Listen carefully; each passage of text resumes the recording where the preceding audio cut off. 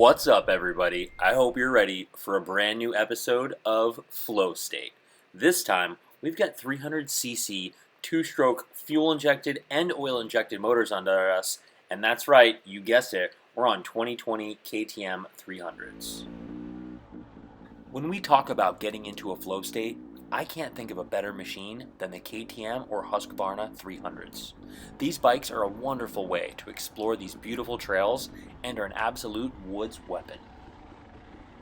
The type of equipment that I'm utilizing to get me into that flow state is the type that just disappears underneath me. If I'm thinking about my equipment, then there's something wrong. The type of equipment that I like to use just goes away and allows me to focus on the trail or the energy of the day or whatever I'm doing at that time.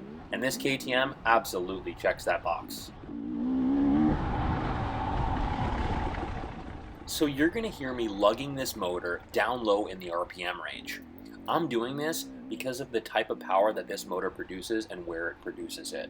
It's got bottom end like a 4-stroke. So when you're riding the KTM 300 2-stroke, you can really utilize that lower end to keep you smooth through turns and give you the torque that you need when you need it.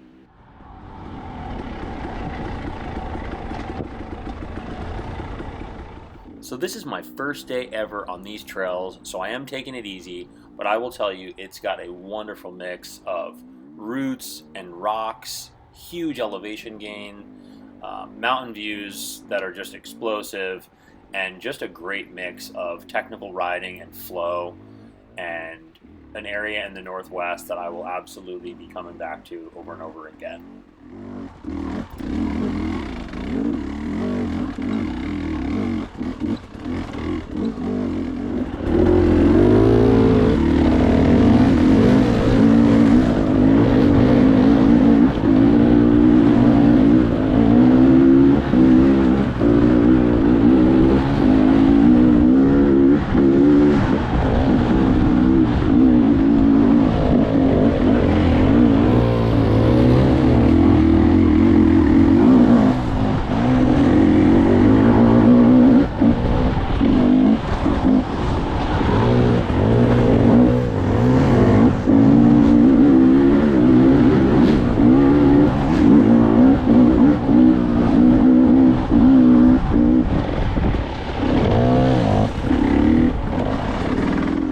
Talking about how this bike handles, I'm coming off of a 2019 Husqvarna FE350, which was what most would call a pretty nimble trail bike.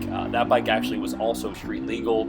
I realized that I was riding probably 99% trails and single tracks such as this, so I went and converted over to the 2-stroke. One of the big things that I notice is the engine braking. When I'm coming around turns, I'm not feeling that engine brake. It flows a little bit more like a mountain bike, so you lose a little bit of the engine braking. It definitely still is there, but with nowhere near the amount of power, which to me helps you flow better through these technical weaving trails and allows you to use less energy overall during the day when you're riding trails that are like this.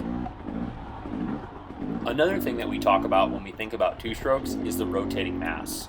It's got much less weight rotating in the motor, keeping the bike upright. So the bike actually will be able to be maneuvered left and right, side to side, front to back, much easier because there's less weight rotating in the motor, kind of acting like an axis keeping you upright. So when it's time to turn those bars left or right or lean the bike over through those tight technical areas, the 2-stroke is the king.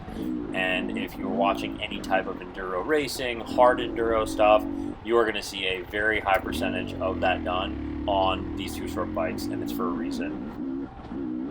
Where these bikes really shine is in the hard stuff. Roots, rocks, elevation change, hill climbs. These things are just beasts up that stuff.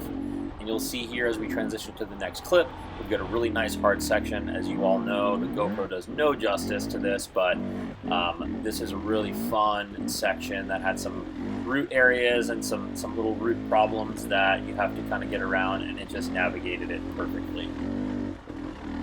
Well, that's the wrap up on the KTM 300. In this case, an XCW. The other guys are on XCs, and then we also have a TE300, which are all very similar bikes with their own nuances. If you like what you're seeing here today, please like and subscribe.